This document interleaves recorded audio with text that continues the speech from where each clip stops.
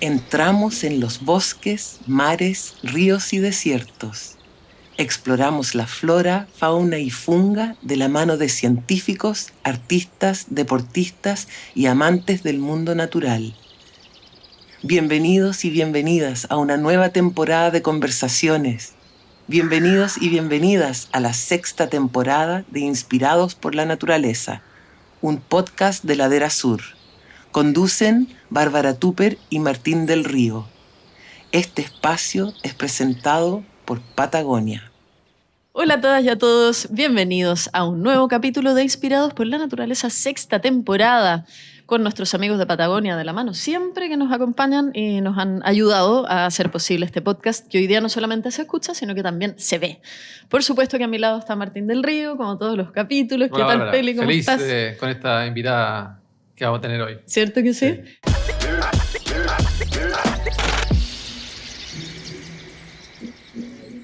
Oye, te dije Peli. Sí. No importa. Eso es muy... Para que la gente sepa. Claro, no. Así le decimos los amigos, le decimos Peli. Así es. Nuestra invitada de hoy la paso a presentar entonces. Así Lo que es. sí les adelanto, ya lo están viendo además para los que lo ven, el capítulo, es que vamos a navegar por los mares de Chile y el mundo. Estudió medicina veterinaria en la Universidad de Chile, especializándose en acuicultura del salmón antes de enfocarse en la conservación marina. Completó un magíster en manejo de recursos naturales y sustentabilidad ambiental con mención en economía pesquera en la Universidad de British Columbia en Canadá. Desde 2013 ha sido parte de la organización Oceana Chile, donde ha contribuido a la creación de las áreas protegidas de Tortel, Pisagua y el archipiélago de Humboldt, además de la ley de plásticos de un solo uso. En 2016 asumió como directora ejecutiva de Oceana Chile, liderando proyectos para regular la industria salmonera, desarrollar planes de sustentabilidad en la pesca y ampliar las áreas marinas protegidas con foco en el archipiélago de Humboldt y Bahía de Pisagua. Entre muchos otros logros está con nosotros Lisbeth van der Meer Bobadilla. Bienvenida al Inspirados. Muchas gracias por incluir también el nombre de mi madre, que siempre se queda... Es que nos pasa eso y Claro. Siempre va el segundo apellido de las madres, efectivamente, siempre quedan en el último plano y no puede ser. Muy bien, Sí. muchas gracias. Gracias a ti por estar aquí. Liz, vamos a partir, siempre partimos este podcast un poco conociendo a la pequeña Liz. ¿Cómo era pequeña Liz? Y un poco, ¿cuáles fueron tus primeros acercamientos con la naturaleza y con el mar? Bueno, la pequeña Liz, yo era pequeña hace 40 años, porque ahora tengo 47, entonces uno se va imaginando cosas de cómo uno llega Claro. acá. Y a veces las historias, claro, tienen algo de romanticismo, ¿cierto? Y otras no tanto. Pero bueno, mi papá era holandés, es holandés, todavía vive. Y mi padre era una persona muy cercana a la naturaleza. Y él lo veía aquí en Chile, por eso se quedó en Chile. Él vino a hacer la reforma agraria a Chile. Entonces él conocía unos lugares muy lejanos, que nadie más conocía campos, él conocía a los guasos, a los que antes eran los inquilinos. Entonces siempre nosotros tuvimos mucho contacto con el campo y mi mamá también vivía cerca de un cerro cuando era chica. Entonces ellas me mostraban, ponte tú, las alstromelias, que nadie las conocía, ¿cierto? Bueno, y mi papá, del punto de vista de su vida, él era holandés, entonces me enseñaba de dónde salían las flores, como en realidad todas las flores se las robaban en Holanda desde los bulbos de acá. Y Claro, las reproducían allá. y de a poquito él empezó a sembrar esa duda de por qué el mundo era como era, tanto social como también ambiental, porque él tenía este pensamiento más crítico y veía este país como una meca de belleza que él quería también cuidar. Ahora mi papá después terminó siendo gerente de la KLM y ahí viajamos por todo el mundo, se le olvidó un poco su Compromiso. cosa más combativa. Entonces cuando yo finalmente llego a hacer algo más social, más ambiental, me dice: ten cuidado porque la caída es grande, porque uno se desilusiona. Y bueno, llevo 47 años todavía no desilusionada, así que parece que las cosas han cambiado.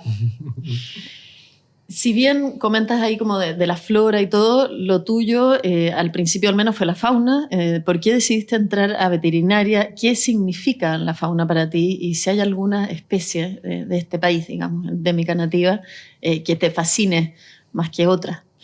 Bueno, yo creo que como el 99,9% de los que entramos a veterinaria es porque amamos con locura a los animales. lamentablemente uno se va dando cuenta que el propósito de la veterinaria es para el humano, es engordar animales, es cuidar animales de personas que son sus mascotas, ¿cierto? Y una de las especies que no estaba tan linkeada a la veterinaria, que yo no sentía que sufrieran tanto, esa es la verdad, porque tú ibas a matadero, los corticoides que le ponen a los caballos para que corran, todo al final, cada rama de la veterinaria terminaba en una desgracia mayor y yo decía, no, tiene que haber algo bonito. Y ahí yo conocí la salmonicultura, que en ese entonces era... No había ni 100 toneladas en el agua. Era algo súper bonito como hacer la acuicultura. Estábamos en Coyhaique, en Puerto Aysén, en unos parajes, pero que tú no te puedes imaginar la belleza que era trabajar ahí para mí. Y ahí le empecé a agarrar el amor, pero también lo complejo que eran estos ecosistemas, porque nosotros tirábamos salmones, algo que en realidad era muy desconocido. Entonces, ahí me hizo clic de que había algo que estaba mal, que lo que me estaban enseñando en la universidad estuvo bien hasta cierto punto, pero era muy poco lo que nos enseñaban de medio ambiente. Entonces, llegar a entender qué era realmente lo que estaba pasando en los fiordos de Chile cuando se estaba haciendo salmonicultura me tomó un tiempo, pero habían ecólogos en Chile muy importantes que te decían, bueno, Alejandro Buchmann y gente que empezó a alzar la voz por el daño ambiental que estaba pasando en la producción del salmón. Claro, yo creo que es un dato entretenido de tu biografía, como que hoy día en Oceana vamos a llegar a esos temas, que estás trabajando finalmente por políticas sobre la industria de la salmonicultura, pero tú partiste ahí. ¿Cómo fue un poco como ese camino como partir desde ahí, de ese origen, a estar hoy en día liderando una organización que estaba un poco mirándola y tratando que mejore? Sí, o sea, en el año 2004 yo me gradué de veterinaria y me fui a trabajar con mi hija recién nacida a Aysén. Y nosotros estábamos tirando verde de malaquita al agua, que era una sustancia que se sabía que era cancerígena. Y a mí me dijeron en ese momento, oye, vienen los jefes de Noruega, tenéis que cambiar todas las tablas, los trajes, para que no se vea que estamos usando verde de malaquita. Y yo dije, no, porque, o sea, los jefes tienen que saber que estamos usando esta cuestión. Y bueno, ese fue mi último día en la salmonicultura y yo dije, yo voy a volver no tenía muy claro cómo iba a volver, pero iba a volver a combatir estas malas prácticas. Y ahí yo volví a la universidad, un profe me encerró en su cucho ahí a hacer un libro de todas las enfermedades de veterinaria que existían desde 1980 y pasé por todas las bibliotecas de Chile y entre medio me puse a estudiar la cuestión de los fiordos. ¿Qué pasaba con los fiordos? ¿Por qué ahí habíamos plantado salmones? O sea, era tal mi ignorancia en ese momento que yo sabía que eran introducidos, pero no sabía que eran completamente exóticos a Chile. Yo creo que nadie en el año 2004 sabía eso. Nosotros metíamos salmones nomás. Claro, importante decirlo, en Chile no existen nativamente los salmones. No existen. Y entonces eso despertó en mí una pasión, porque yo pensé que esto era un tema económico. ¿Por qué la gente necesita comer salmón?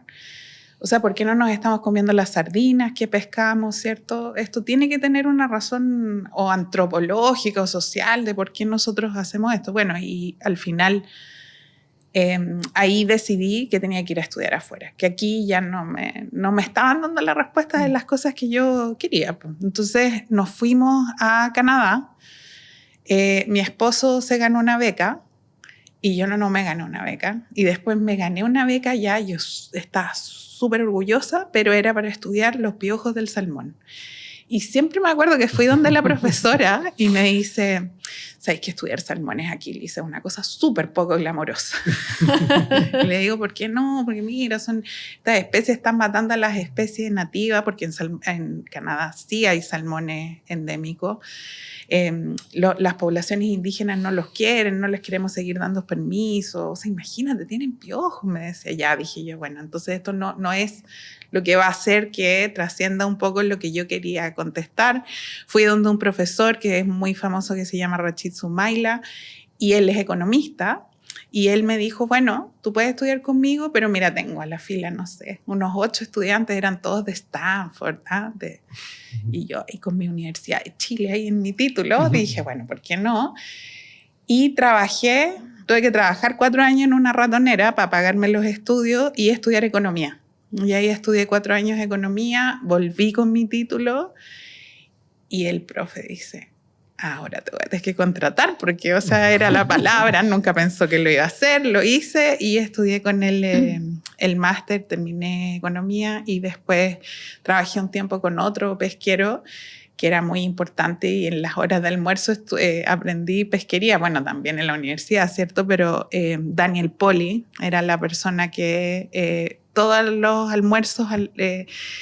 me empezó a encantar de esta cuestión, me tiraba libros todos los días y él lee muy rápido, entonces me venía el otro día, ¿te leíste el libro? Y yo cachaba, pues, o sea, el libro había que leérselo al otro día. Y así aprendí, bueno, este mundo que yo ahí sí, tardíamente yo creo me encontré como a los 30 y tantos con las pesquerías, que es como tú cuentas los peces que hay en el mar. Y esa es una de las ciencias más lindas, que a lo mejor todo el mundo va a decir que nadie puede enamorarse del océano por eso, pero sí es la resiliencia que tiene el océano, que tienen las poblaciones de peces, y haber visto en mi vida, y eso lo podemos hablar después para contar la recuperación de ciertas especies, cómo se han recuperado especies. O sea, en mis 10 años en Oceana yo he visto la recuperación total de algunas especies en el océano. Como la merluza, por la cual hicieron una campaña gigante, digamos, y me imagino que de ahí viene ese ejemplo, ¿no? Merluza, jurel, si no me equivoco también. El jurel es el que nos dio la sorpresa, digamos, de cuán resiliente podía ser el océano. Las merluzas todavía ahí tienen unas complejidades mayores porque tenemos más pescadores que peces, entonces ahí hay algunos problemas, pero en el jurel, cuando se hizo muy serio, se cortaron las cuotas y después se fue dando a poquito más cuotas. Terminó una pesquería en 10 años completamente recuperada, con peces grandes.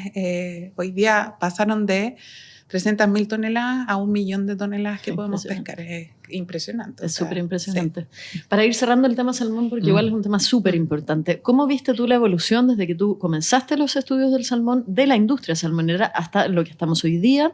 ¿Cuáles fueron las grandes diferencias que he visto y que sigues viendo, por ejemplo, en el modelo de Canadá y el de Chile? Y básicamente, ¿qué ha pasado con las regulaciones, etcétera, etcétera? Tú comentabas de malas prácticas desde el comienzo. Eso, hasta donde entendemos, digamos, sigue sucediendo. ¿Cuál es tu evaluación de esa industria hoy día? Y lo último, y ahí creo que cerramos el tema salmones, es ¿hay alguna posibilidad de salmonicultura que sea realmente sostenible? Pero son hartas preguntas. Sí, son un montón. Tenemos tiempo. Bueno, la salmonicultura cuando empieza en Chile era a muy baja escala, habían muchos intentos y eso también es muy fascinante, eso, o sea, los salmones son realmente otra cosa. Vino un japonés y plantó ovas de salmones a ver si los salmones crecían en nuestro ambiente. Entonces después ese mismo, vamos a tener unos salmones, dijo, a ver si nunca volvieron.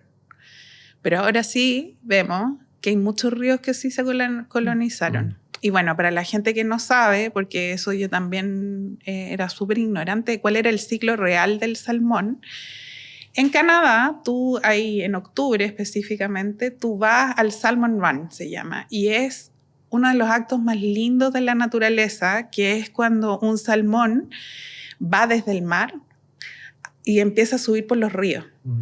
Y después, el que tiene más éxito es el que llega más lejos porque ahí suelta su ova y el macho los espermios y fecunda esto. Entonces el grado de reproducción de esa ova es mucho mayor, mucho más arriba. Yo voy a ser más exitoso porque yo soy uno de los pocos que llegué aquí.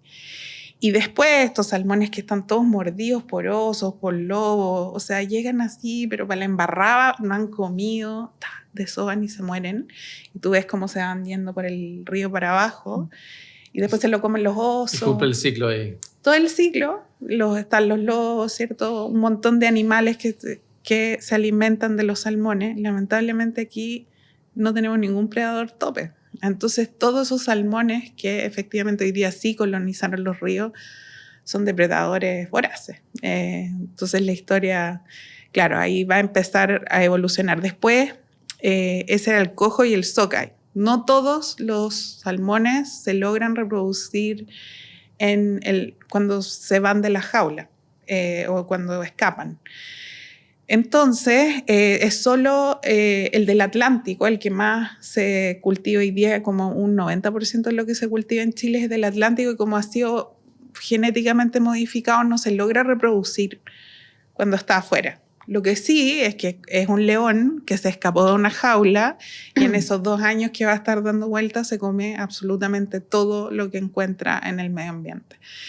Entonces tú piensas, una de estas jaulas que uno ve, se ve por arribita nomás. Son 35 estadios las más grandes. 35 estadios. Y después para abajo puede tener 20, 30 metros esas mallas y tiene 690.000 salmones en un espacio reducido, que esos son como 13.000 vacas que tú tuvieras en un espacio súper reducido. La caca empieza a caer, ¿cierto? El alimento tiene antibióticos. Le tenéis que poner antiparasitarios porque están llenos de piojos. Hay distintas formas, ahora le echan agua oxigenada. Y todos los años vamos incluyendo más químicos al agua. Estos son ecosistemas muy frágiles, o sea, aquí tiene que pasar un glaciar, tiene que haber agua de río, tiene que, ¿cierto? Los sedimentos son sedimentos que vienen de millones de años atrás, los que hay en los fiordos de la Patagonia. Y eso se interviene irreversiblemente con estas montañas de feca, de esta concentración tan grande de salmones. Ya, ahí tienes un deterioro, el deterioro que causa cada escape, o sea, el escape más grande fue 690.000 salmones.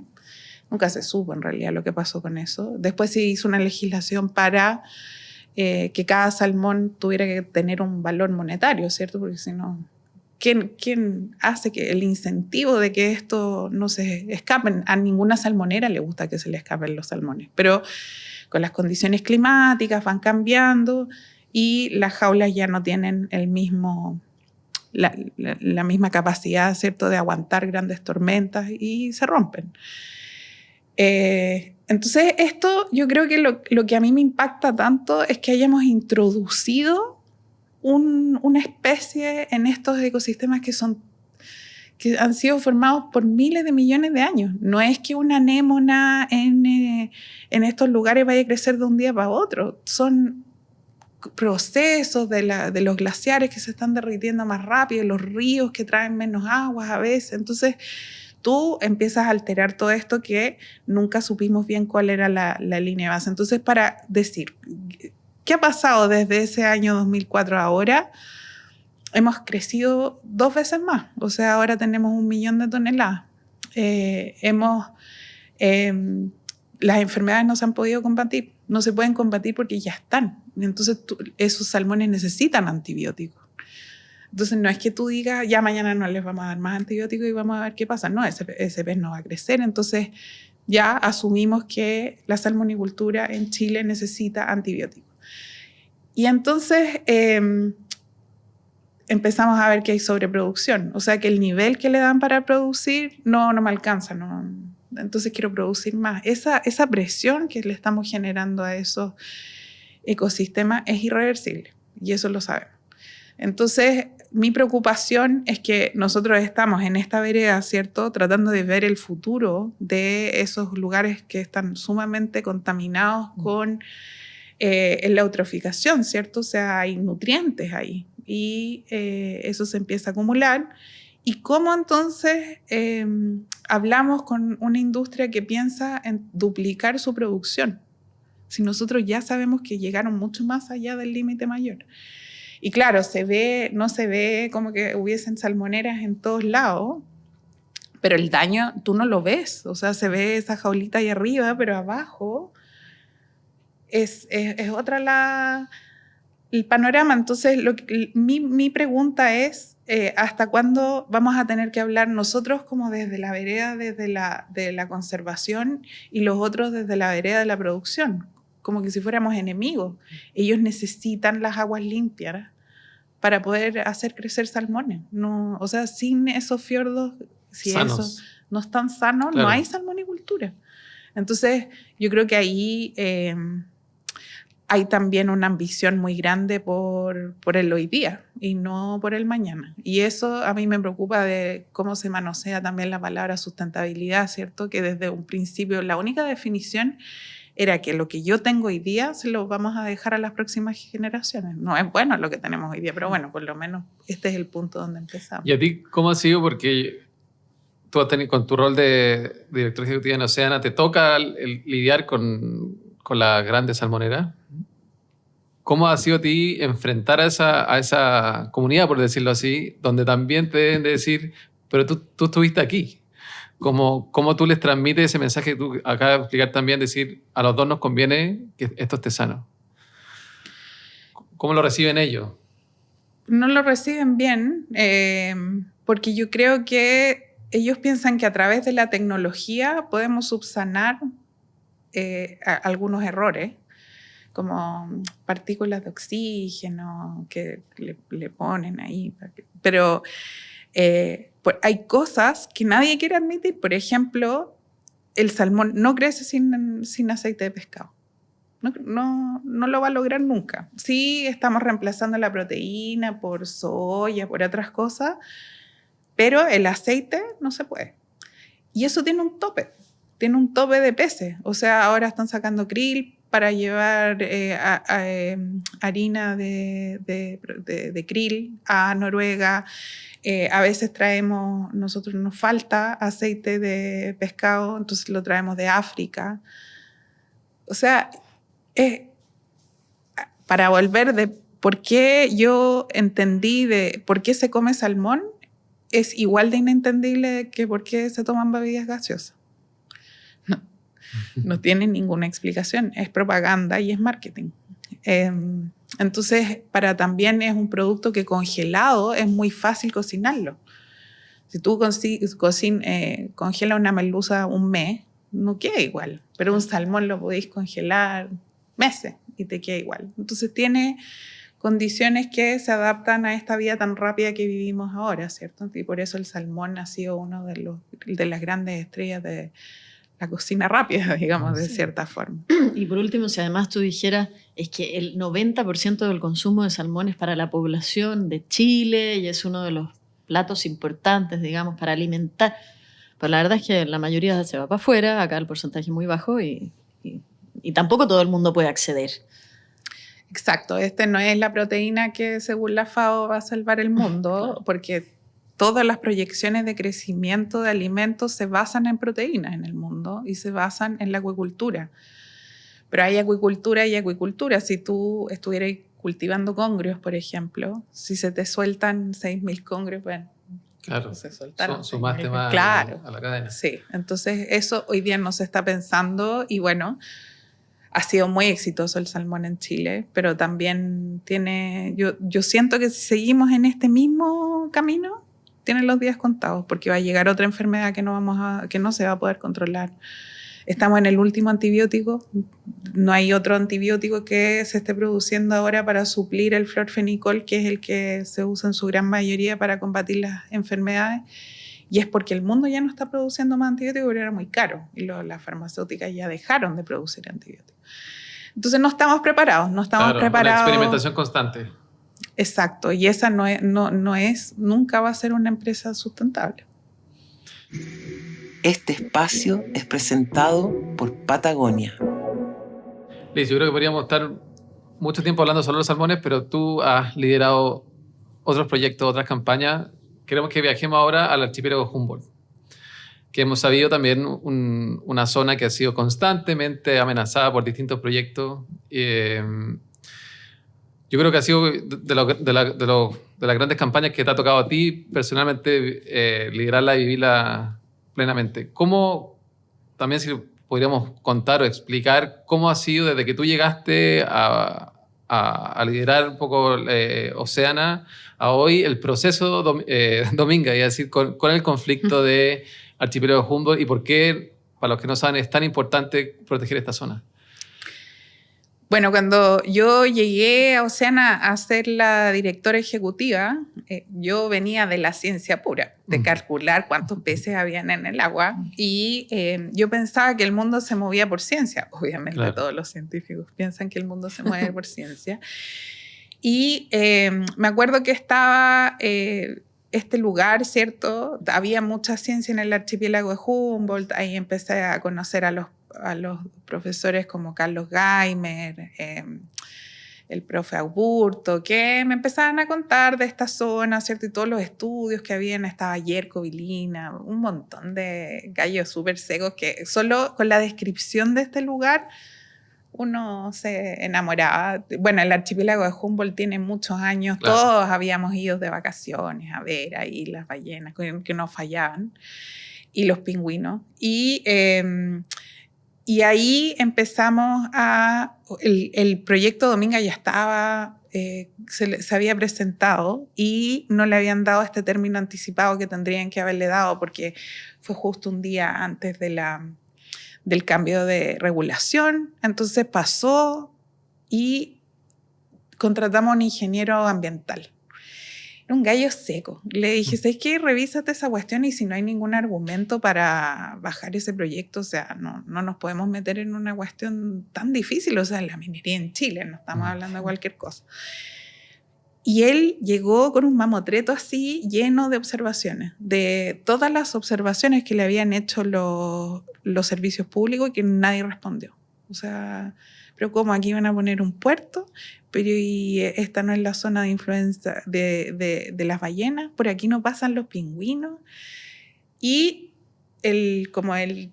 siempre hay una IXAR, hay una adenda, se llama, entonces el gobierno hace todas estas preguntas y después la empresa tiene que devolver con los comentarios. Y en algún minuto eso dejó de estar a nivel regional, se manda a nivel nacional y ahí ya nos dimos cuenta que habían presiones que definitivamente, bueno, después se empezaron a corroborar todas esas presiones que hubieron, fueron las mismas personas del Servicio de Evaluación Ambiental que alzaron la voz.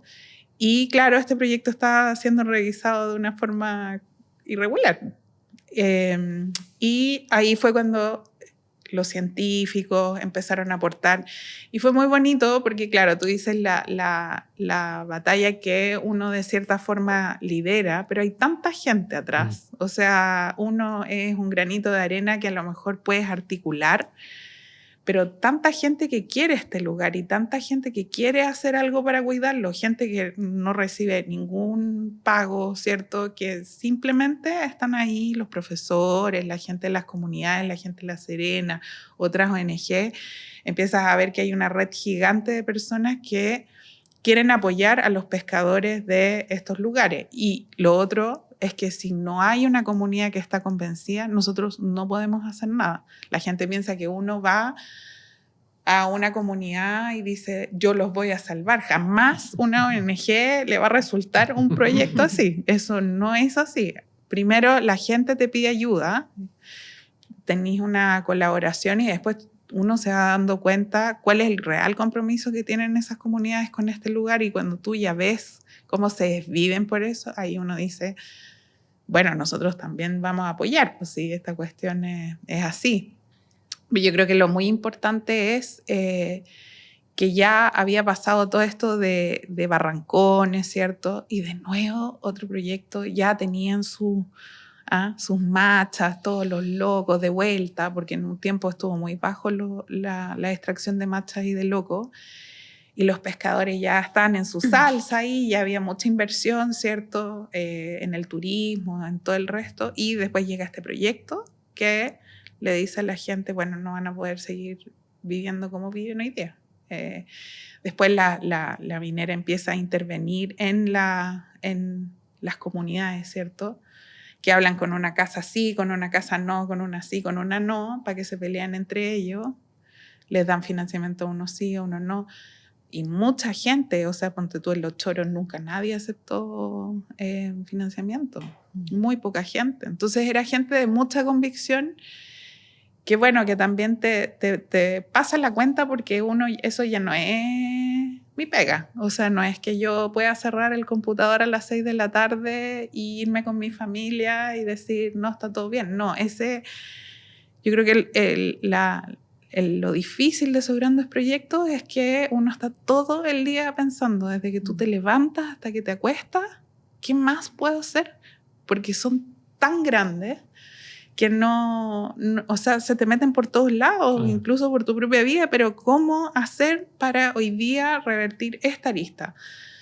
Y yo, la verdad es que si hay algo que me produce frustración, es que todavía este proyecto esté dando vuelta, a pesar de toda la corrupción que se sabe que ha tenido, a pesar de todas las malas evaluaciones que ha tenido, a pesar de que sabemos que ese lugar es un hotspot de biodiversidad. O sea, ¿qué más te puedo decir para que alguien definitivamente le dé el corte a ese proyecto? Yo no sé. Y bueno, lo vamos a seguir haciendo. O sea, yo aquí no, si tengo 90 años y sí, seguiré, pero o sea, esperemos que se acabe luego. Sí, ha sido para ti personalmente, lo sabemos, porque te conocemos, y yo te he visto en algunos momentos cuando ha habido alguna resolución o qué sé yo, lo implicada que estás en esto, y no tenemos ni una duda que vas a estar implicada hasta los 90, querida, pero sin duda. Si pudiéramos bajar muy, muy brevemente, para que las personas que nos escuchan entiendan bien de qué se trata Cruz Grande, Dominga, cuál es el problema con un proyecto como ese, para entender y para que además gente se sume a través de la comprensión a que no se trata de una buena idea. Bueno, lo que se está tratando de hacer en este lugar, en donde es un archipiélago, se llama archipiélago porque hay muchas islas, islotes, y es un sistema que está comunicado.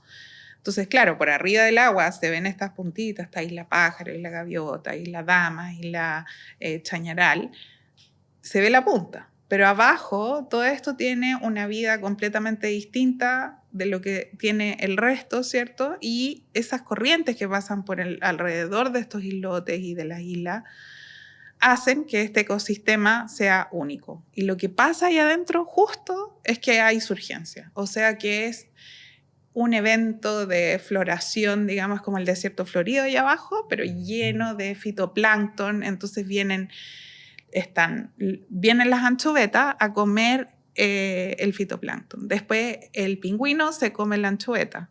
Vienen las ballenas porque hay mucho krill. Hay una concentración gigante de krill en algunos meses. Entonces las ballenas ahí descansan. Los pingüinos comen alrededor de las islas, van de una isla a otra. Bueno, los locos es porque hay un bosque de macroalgas ahí gigante que la gente ha protegido, entonces los locos crecen, están los erizos. O sea, todo lo que tú quieras encontrar, lo vas a encontrar ahí, por eso se llama un hotspot de biodiversidad. Entonces, cuando tú quieres hacer una planta desaladora o un puerto, la intervención en ese lugar, porque los islotes están cerca, no están a los Juan Fernández, están cerca. Y es la zona de alimentación de los pingüinos, es la zona de descanso de las ballenas, es la zona, o sea, hay una población residente de delfín nariz de botella ahí, porque están ahí porque hay comida. Y eso no lo podemos cambiar. Yo no podía agarrar un camión y tirar todas las urgencias a otro lado para que se vayan a otro lado. Entonces, ese lugar, que no es grande, o sea, el área marina protegida que se hizo es un lugar que abarca desde la cuarta hasta la tercera, pero es un lugar, yo diría, mínimo para la pesca, ¿cierto? Para la pesca industrial. Entonces se hace esta área porque es un lugar que, o sea, tenía por todos los criterios para hacer un área que es endemismo, que es alta producción, que hay fenómenos que no pasan en otros lados, que o sea, ahí van cachalotes, todo lo que tú te puedes imaginar, todas las ballenas que nunca nadie va a poder ver en su vida, las podéis ver en un día en ese lugar. Entonces, cuando tú haces un puerto, tú tienes que explotar, o sea, tienes que hacer explosiones, los barcos van a pasar por ahí, van a no solo colisionar con las ballenas, pero también está el área de alimentación de los pingüinos. Los pingüinos son súper sensibles a cualquier acción. Bueno, también hay muchos otros, el emblemático del pingüino de Humboldt, pero también hay Los chungungos. Los chungungos, o sea, todo lo que tú te puedes imaginar que está en un lugar, está acá. Entonces, los puertos, bueno, va a venir el puerto, ¿cierto? Van a venir la construcción, ya va a causar muerte y también los pingüinos se van a querer ir, ¿cierto? No, la zona de alimentación, entonces tú no le podés decir a los pingüinos, oye, paren un ratito de comer porque va a pasar un barco.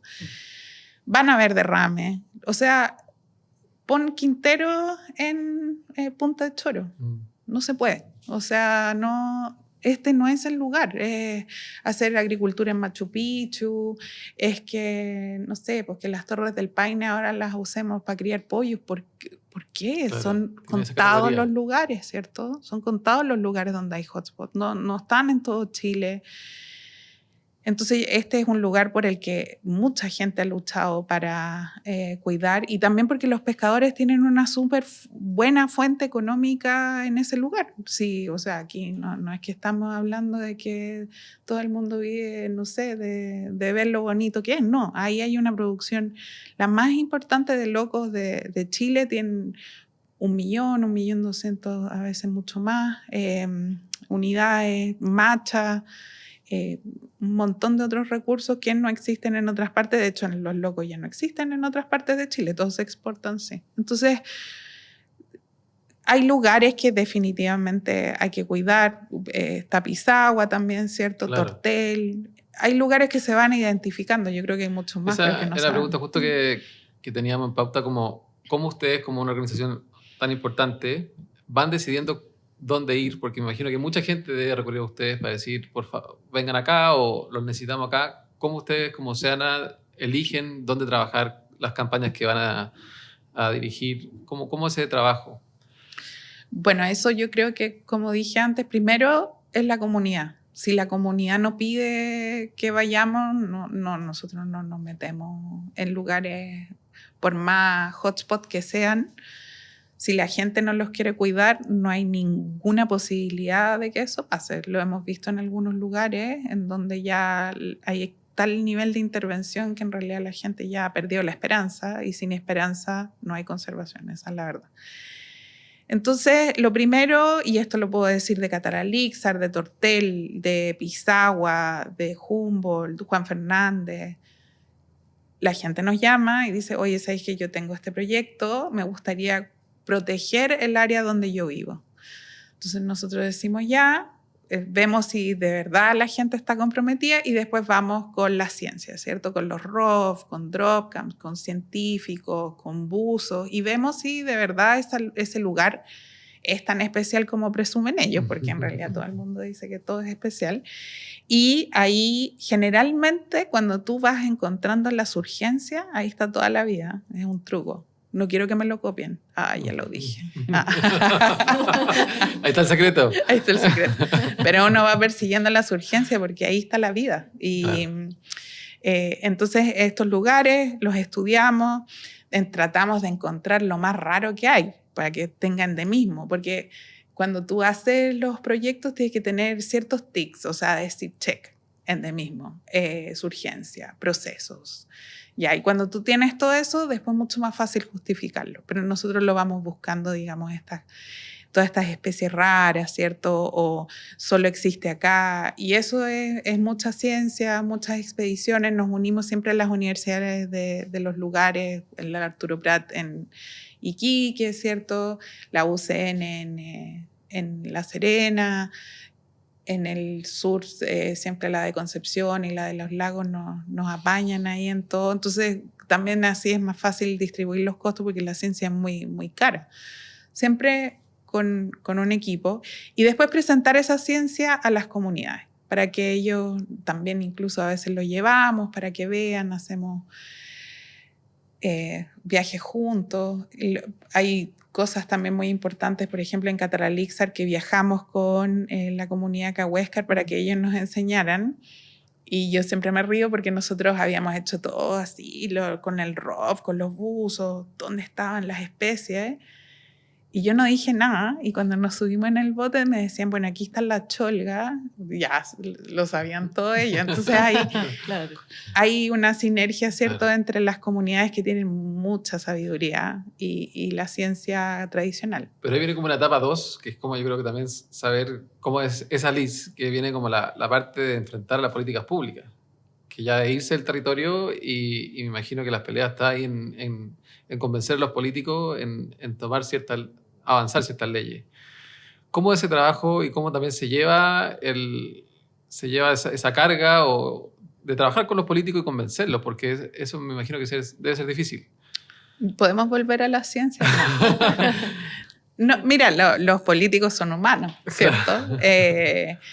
Hay políticos y políticos también, digo yo. Hay algunos que son muy inteligentes, muy gratificante trabajar con ciertos senadores que tienen mucha experiencia y también te enseñan mucho. O sea, la política tiene un manual.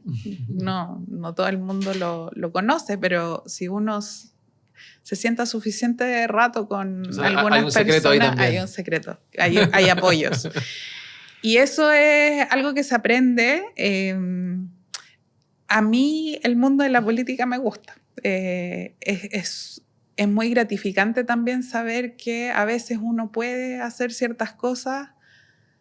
O sea, digo, ya, por eso estoy viva, porque tengo que cambiar cosas, ¿cierto? Pero también es aceptar el fracaso y aceptar que a la primera no te van a escuchar, a la segunda tampoco, que tenéis que tener un montón de material para poder hacerlos entender y que también se mueven por votos.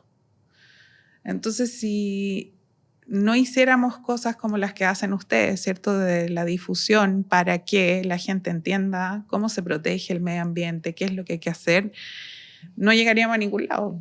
Entonces, yo creo que lo bonito de la política es que es un trabajo mancomunado de muchas personas y sobre todo de la gente. La gente no piensa que está incluida en esto, pero la gente que vota, o sea, los que nos están escuchando hoy día, ese es la gente que mueve las cosas. No yo, no la Dora Azul solo, ¿cierto? Somos un montón de gente que le importa algo y para mí eso es la política, no la política esta dura de los casos que han salido, Claro. ¿cierto? Y del tráfico de influencias, no, es como que es la parte más bonita, cómo mover a la gente para una causa. Y eso yo creo que es la parte que es comunicaciones, pero que es la parte más linda de la política, es hacer que la gente ame lo que tú amas. ¿Y sientes que los políticos en tu trabajo de todos estos años están más abiertos a temas medioambientales?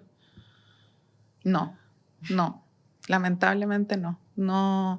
Yo pensé que siempre me acuerdo que los gobiernos empezaron a evolucionar en su discurso. Como decían, no se puede crecer a costa del medio ambiente. Claro. No podemos sacrificar el medio ambiente para tener un retorno económico. Y hoy día, después de la pandemia sobre todo, ese discurso empieza a retroceder y hoy día yo he escuchado discursos de 1980. Claro, de crecer por crecer.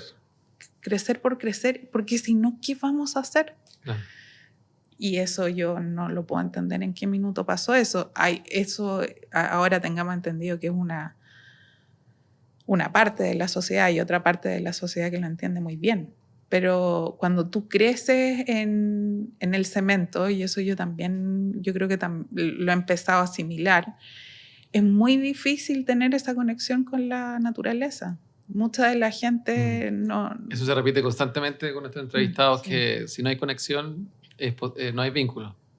Y por eso yo creo que cada día va a ser más distante esa conexión que tienen los políticos también con la realidad que implica que lo que nosotros estamos haciendo va a cambiar en 10 años, ¿cierto? No Claro. en tus 4 años, no vas a ver más ballenas en Punta de Choros por haber hecho el área marina protegida, no, vamos a mantener esas ballenas. Entonces, yo creo que ahí es difícil comunicarlo, es difícil a lo mejor para ellos repetir este discurso cuando la necesidad de un país la tratan de enfocar en otra. Claro.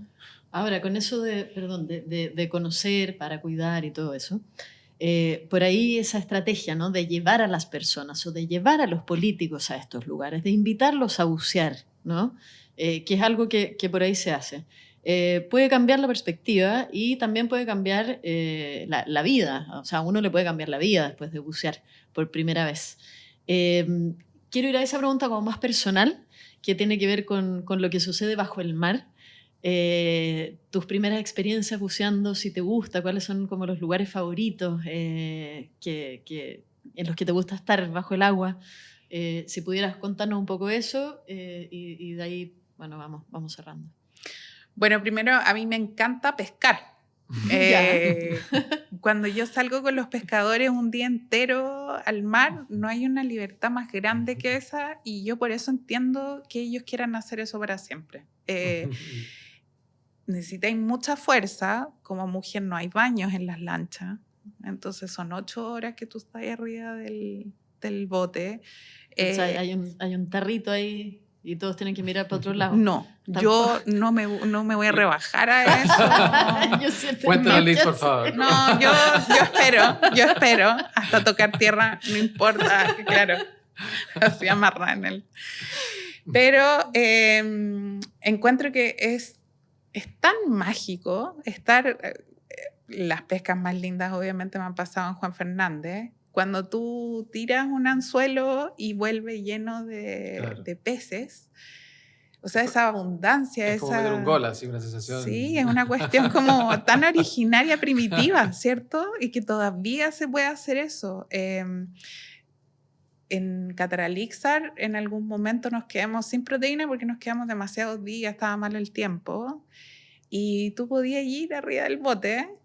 Y ahí yo creo que esto puede ser muy perjudicial lo que voy a decir, pero ¿cómo sabéis si ese chorito tenía marea roja o no?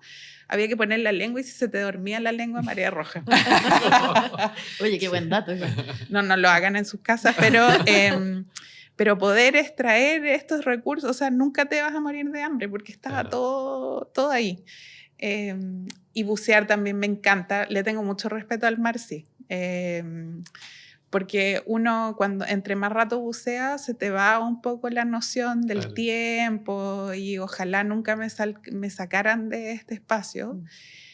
Y bueno, o sea, toda la relación que tengo ahora con el agua, porque conozco a tantos pescadores que me han enseñado tantas cosas, es ya, yo digo que es como una pasión mucho más visceral lo que me gustaría, porque siento que yo tengo la responsabilidad de ciertas cosas que claramente no son totalmente mi responsabilidad, pero sí creo que a veces me levanto en la mañana y digo, no, pero ¿cómo esto no está pasando? Y llamo a alguien como para sentirme un poco más en paz conmigo, pero sí creo que siempre, todos los días de mi vida he estado muy agradecida por lo que hago. Yo hace poco, bueno, ustedes saben, tuve cáncer, y cuando dejé de trabajar, se me fue toda la felicidad, como porque yo decía, a lo mejor el trabajo me está estresando. Y dije, no, yo voy a volver ahora. Y volví el otro mes porque es realmente lo que me gusta hacer. Y prefiero morirme en la acción. En la acción que en mi casa pensando, así no estoy estresada. Me gusta estresarme por esto y lo voy a seguir haciendo, digamos. Liz, última pregunta un poco a raíz de lo que estamos conversando. Yo creo que a nosotros nos gusta en Ladera Sur dar un poco de esperanza, porque si nos metemos muy en ese hoyo profundo es difícil, pero si nos puedes contar, y tú eres una persona muy propositiva, como también todos los éxitos y las victorias, o por qué hay que estar orgulloso, como llevémoslo a Chile, en políticas que se han hecho bien en torno al mar, como el tema de los plásticos, cómo lo han trabajado ustedes, etcétera, pero Para terminar arriba este capítulo, ¿de qué tenemos que estar orgullosos? Bueno, primero, yo creo que pocos sabemos que vivimos en el lugar más lindo del mundo. O sea, no tener esas aguas para poder bucear, yo siempre digo que el agua esté turbia y verde, eso es vida. Si tú te vas al Caribe y está transparente y hay una estrella, eso es muerte. Entonces, enfoquémonos en que tenemos uno de los océanos más lindos del mundo, más productivo.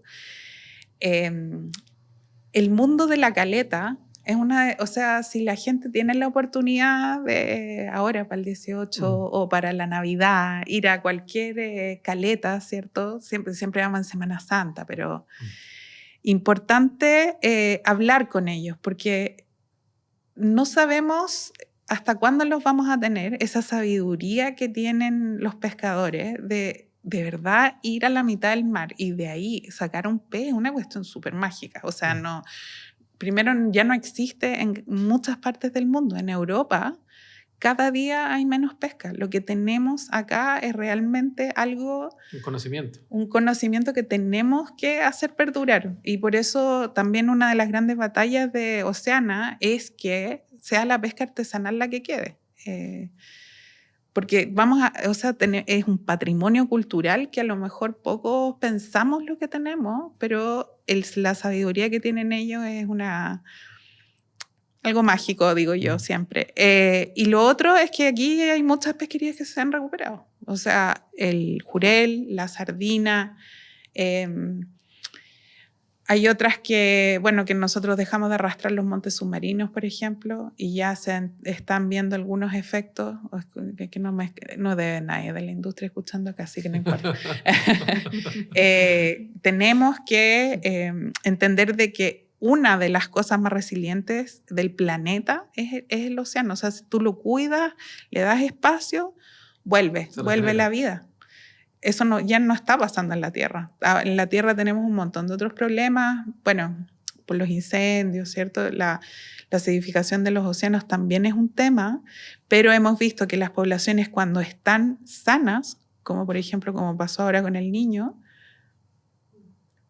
alcanzan a adaptarse un poco a estos grandes cambios. Las pesquerías después del Niño del 98 en Chile cayeron completamente y era porque ya estaban en un estado de sobreexplotación, pero ahora que están un poco mejor, al parecer aguantaron bien. Entonces, los peces tienen una capacidad de resiliencia, a lo mejor los corales y otras especies que son mucho más lábiles, va a haber un cambio.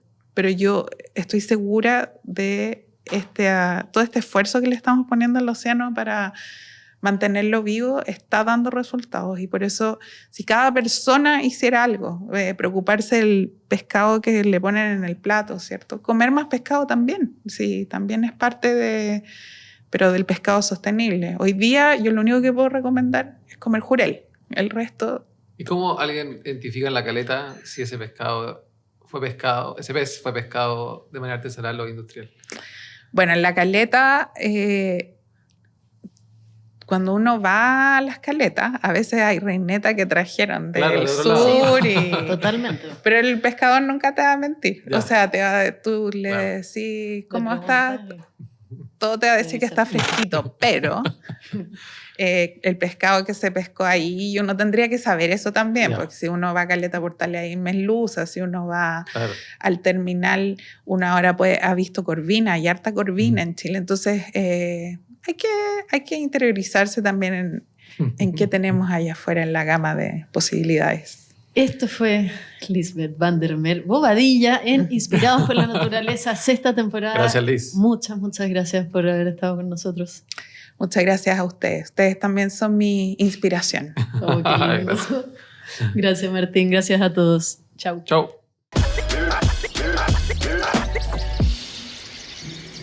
Esto fue Inspirados por la Naturaleza, un podcast de Ladera Sur, conducido por Bárbara Tupper y Martín del Río. Encuéntranos en Spotify y en laderasur.com. Este espacio es presentado por Patagonia.